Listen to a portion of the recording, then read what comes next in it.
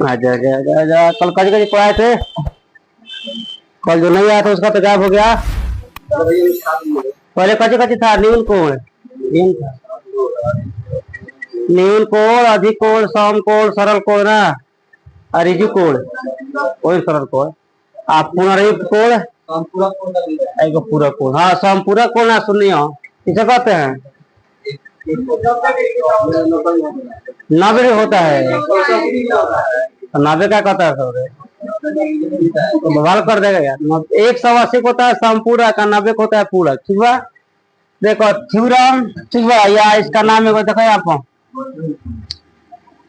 Preposition. अब सुनो यहाँ पे, इसका हिंदी होता है परमे,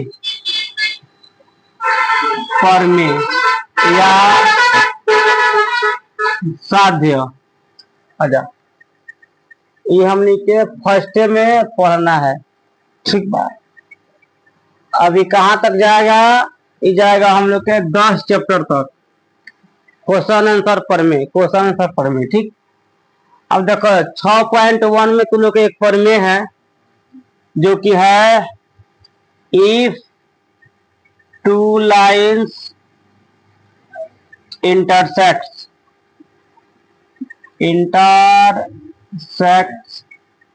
each other,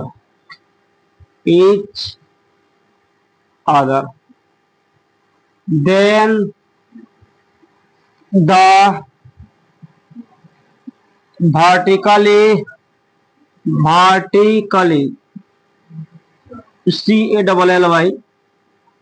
vertically, उसके बाद कति अपोजिट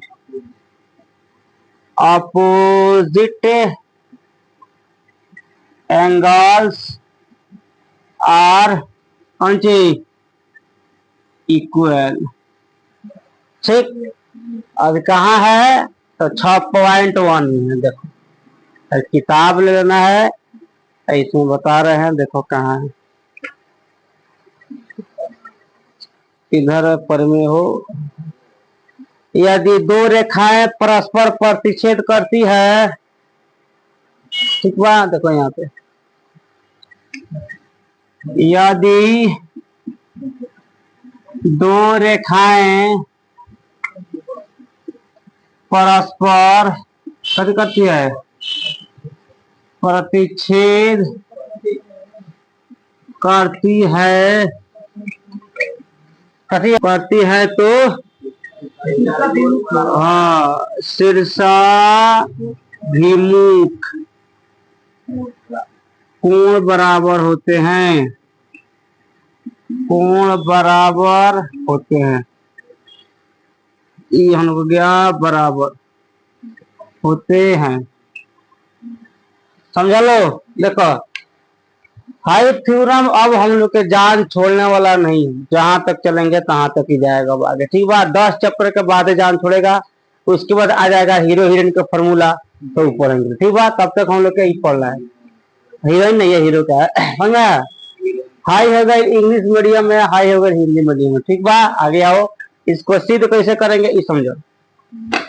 दो को पहले रेखा खींचना है, यहाँ कह रहा है दो रेखा है, एक दूसरे को समद्विभाजित करता है। अब देखो इसको बना लेंगे एक एक कोण मीडियम से, या तो हिंदी मीडियम से बनवाला ना तो इंग्लिश मीडियम से, सबसे आसान है। ठीक, हिंदी से बना दे रहे हैं क्योंकि इंग्लिश लोग उतना समझ में नहीं आएगा, इससे इसका नाम ए रख दिए। ठीक बा, इसका नाम हम लोग बी रख दो, इसका नाम सी रख देंगे, तो इसका नाम डी रख देंगे। इसमें बराबर क्या करना है, इसके बराबर ये वाला करना है, और ये वाला के बराबर ये वाला के कर देना है, तो क्योंकि इसका शीर्षाभिमुख कोण हाई वाला है।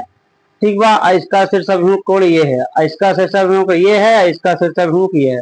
शीर्षाभिमुख मैंने कहा वाला पर्दार, ठीक बा, सामने सामने वाला, समझ में, तो वही इसका होता है। अब हेकरा सामने है थोड़े है ये न है, हेकरा सामने है। ठीक है, तो यहाँ हम लोग आ जाओ, एक चीज यहाँ पे देखो, पहले यहाँ पे क्या क्या चीज दिया है, चलो हिंदी में आ जा, हिंदी में आते हैं ठेठ हिंदी मीडियम में लिखने का गिवन। ठीक बा, वो भी हो जाता है।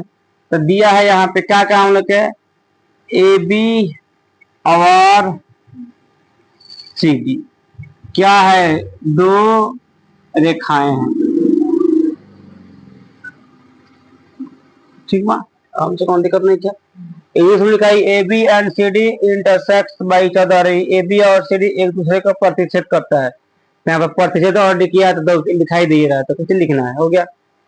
अब यहाँ पर हम लोग के सिद्ध करे कि, अब क्या क्या करना हम लोग के है, सिद्ध करे कि, सिद्ध यही करना है। फर्स्ट में देखो angle A high O D, high O सब के लिए है, ठीक है ना, एंगल ए ओ डी। उसके बाद हो जाएगा हम लोग के कौन चीज बराबर एंगल बी ओ सी, एंगल बी ओ सी फर्स्ट में। सेकेंड में हम लोग को सिद्ध कर देना है यहाँ पर angle A O C, A O सी बराबर एंगल क्या हो जाएगा बी ओ डी, तो एंगल बी ओ डी हाई दुगो सिद्ध करके दिखा देना है। ठीक, अब देखो यहाँ चलेगा उत्पत्ति, माने हिंदी मीडियम में लिखाता है प्रूफ के उत्पत्ति, उत्पत्ति खाली। अब उत्पत्ति में क्या लिखाएगा यहाँ पे देखो, ऐसे सुनो ना पहले उत्पत्ति में क्या लिखाएगा, क्या टेंशन लेता है। देखो यहाँ पे रैखिक युग में, युग में 180 डिग्री का क्या लिखाई होता। अब रैखिक युग में है कौन, इसका रैखिक युग में ये है और इसका रैखिक युग ये है। ठीक बा, मन है दोनों के ये और ये रैखिक युग में कैसे है बराबर, अब समझ में आएगा। चलो आ जाए यहाँ पर हम लोग हो जाएगा एंगल यहाँ पर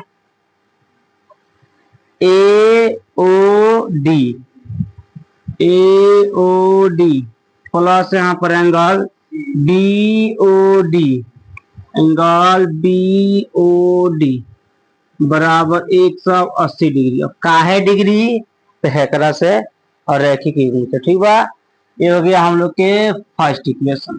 ठीक, फिर हम लोग यहाँ पे जाएगा एंगल, और फिर इसका रैखिक युग में ये भी हाइयो है, मतलब हैकर हाइयो हाई दोनों है। ठीक बा, ये बीच वाला के तो angle A O C, angle A O C plus यहाँ पे एंगल ए ओ डी, यहाँ पर ए ओ डी बराबर 180 डिग्री। 2 नंबर 180 से 180 तक खत्म हो जाएगा क्या, तो खत्म हो गया।